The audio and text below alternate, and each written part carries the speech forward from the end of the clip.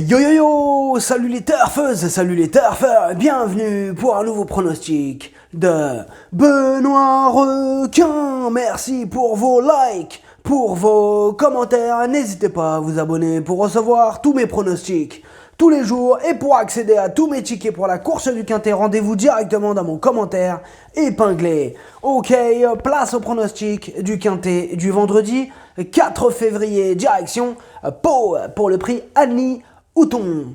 Steeplechase, 4000 mètres, 16 partants, réunion 1, course 4, indice de confiance, 1 sur 5.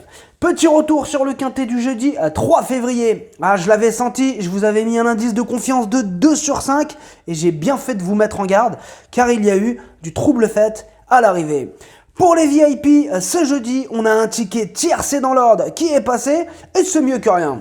Ok, c'est parti, on commence le pronostic et on commence avec le numéro 1, Follow Me Soldier. Et on écoute son entraîneur Laurent Viel. Follow Me Soldier vient de s'imposer facilement à réclamer, mais il s'était imposé à ce niveau de compétition l'an passé à Compiègne. Je le cours car il est très bien physiquement, je ne trouve pas le lot spécialement relevé. Il a du poids, mais c'est un cheval costaud qui est capable de porter du poids. Il a le droit de venir lutter pour une place. Alors, ce que j'en pense de Follow Me Soldier. Bon, tout d'abord, lui, c'est mon deuxième cheval de complément en cas de non partant. Eh bien, il avait remporté un quintet le 12 avril. Il vient de reprendre du moral, à réclamer. Mais attention, même en devant porter le plus gros poids de la course, il ne faut pas le négliger. Le numéro 2, Argentier, et on écoute Éric Leray. Argentier est un cheval bien connu, notamment à Pau. À l'âge de 12 ans, il a dit. Ouais, c'est ça. À l'âge de 12 ans, il n'a plus grand-chose à prouver.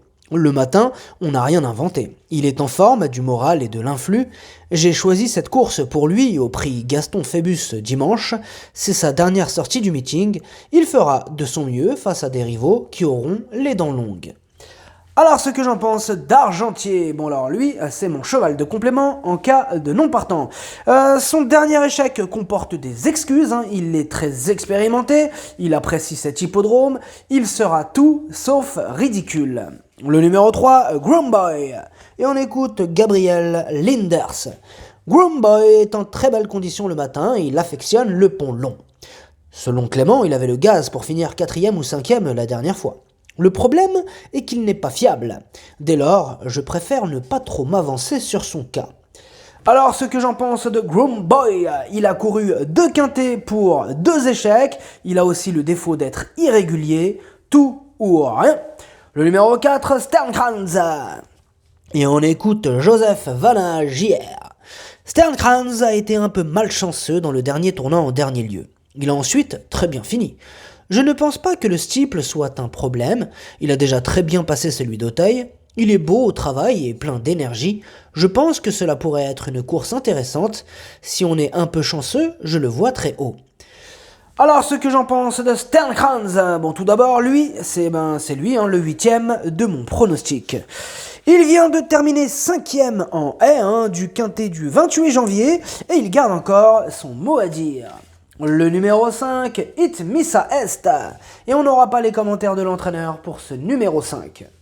Alors, ce que j'en pense d'It Missa Est, elle n'a pas pu terminer son parcours dans le quintet du 17 janvier. Elle va devoir montrer un tout autre visage pour espérer terminer dans la bonne combinaison. Le numéro 6, Genesis As. Et on écoute Arnaud Chaillet. Genesis As est très bien. La dernière fois, il est dommage qu'il ait éjecté son jockey dans le dernier tournant, car il avait l'air bien en course. Je pense qu'il aurait fini à l'arrivée. C'est la course de référence et c'est de bon augure pour ce quintet. Je compte sur lui, il s'adapte à tous les terrains et je le pense même meilleur en souple qu'en lourd. Alors, ce que j'en pense de Genesis As, il avait laissé une bonne impression visuelle avant d'éjecter bien sûr son jockey dans le quintet du 17 janvier. Il y a, attention, de la revanche dans l'air. Le numéro 7, Havel de Kerbar. Et on écoute Mademoiselle Anne-Sophie Paco. Havel de Kerbar reste sur une bonne tentative sur ce parcours. Comme Bandero, il est mieux en terrain lourd, mais il est en forme. Lui aussi a sa place à l'arrivée. Maintenant, et ce pour mes 2 pensionnaires, j'aurais été bien plus confiante si le terrain avait été lourd. Alors, ce que j'en pense d'Avel de Kerba, sa régularité fait plaisir à voir, il fait toutes ses courses, il reste sur une 4e place dans le quintet du 17 janvier, il va défendre chèrement ses chances. Le numéro 8, Gaulle, et on écoute Gabriel Linders. Gaulle est vraiment top actuellement et n'a pas pris dur en dernier lieu dans un quintet. Je ne vous cache pas l'avoir préparé spécialement pour cet engagement, même s'il est certain qu'une piste plus lourde l'aurait avantagé, mais je compte sur lui. Alors, ce que j'en pense de Gaulle, il enchaîne les excellentes performances, dont la dernière dans le quintet pouvant nous servir de référence, il s'annonce redoutable. Le numéro 9, Beryl Bay, et on écoute Mademoiselle Camille Pelletier. Beryl Bay a réalisé un bon meeting en termes de conditions RAS depuis sa dernière sortie. Il devrait une nouvelle fois bien se défendre. C'est un cheval qui aime venir sur les autres. La sélection s'opère plus quand les pistes sont bien souples. J'espère donc que cela sera le cas vendredi. Alors, ce que j'en pense de Beryl Bay, il n'a plus à faire ses preuves à ce niveau de la compétition, il se plaît à Pau et il fera encore de son mieux. Le numéro 10, Bandero. Et on écoute Mademoiselle Anne-Sophie Paco. Bandero a fait des petites bêtises sur les obstacles en dernier lieu. On a fait des réglages depuis. Le cheval est bien, mais malheureusement il est mieux en terrain lourd et on n'a pas une goutte d'eau. Il est compétitif à ce niveau, le terrain reste le seul petit souci, mais il devrait être capable de tirer son épingle du jeu. Alors, ce que j'en pense de Bandero, il se retrouve mieux placé au poids que l'année dernière dans cette même épreuve. Il avait d'ailleurs terminé 4e l'année dernière.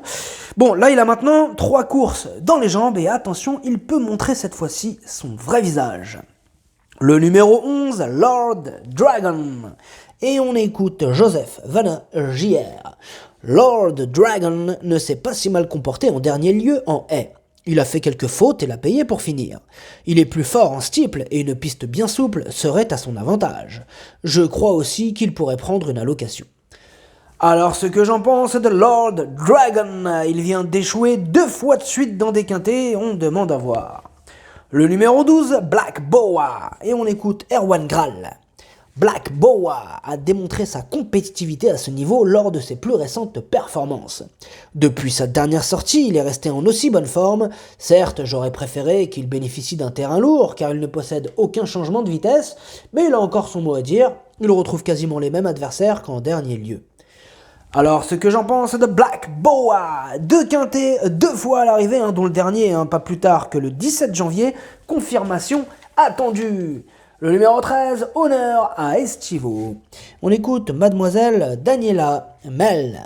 Honneur à Estivo n'a pas le choix des courses. Du coup, je tente le coup dans ce quintet. Cela va lui permettre de s'endurcir.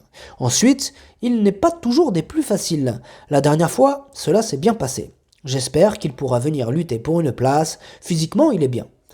Alors, ce que j'en pense d'Honneur à Estivo, ce sera son premier quintet, mais il a dévoilé d'évidents moyens. Là, il vient de terminer 2e le 8 janvier au niveau inférieur, c'est une surprise possible. Le numéro 14, Dieu merci.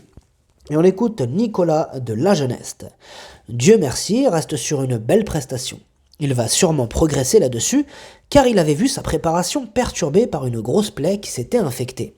Cela dit, il monte de catégorie avec une surcharge.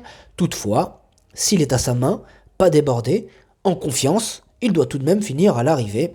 Il est même mieux quand il n'est pas trop pénible. Alors, ce que j'en pense de Dieu merci. Pour lui aussi, ce sera son premier quintet. Bon, il reste sur une belle victoire dans un lot qui tenait la route. Il peut en étonner plus d'un. Le numéro 15, Eddie Boom, et on écoute Mademoiselle Giada Menato. Eddie Boom a bien couru en dernier lieu à un niveau inférieur. Si le terrain avait été un peu plus souple, il aurait pu faire un peu mieux. Il est bien rentré de sa course, c'est un peu plus compliqué en première épreuve car il monte de catégorie, mais on va essayer. On verra bien. Une piste un peu plus souple que la dernière fois serait bien. Alors, ce que j'en pense d'Eddie Boom, il vient de terminer 4e de la course remportée par le précédent cité. Sa marge se réduit, mais à l'issue d'un bon parcours, il peut créer la surprise.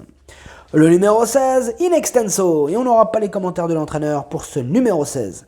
Alors, ce que j'en pense d'In Extenso, eh bien, la régularité ne fait pas partie de ses principales qualités, et tous ses essais à ce niveau se sont soldés par des échecs. D'autres candidatures nous apportent de plus solides garanties.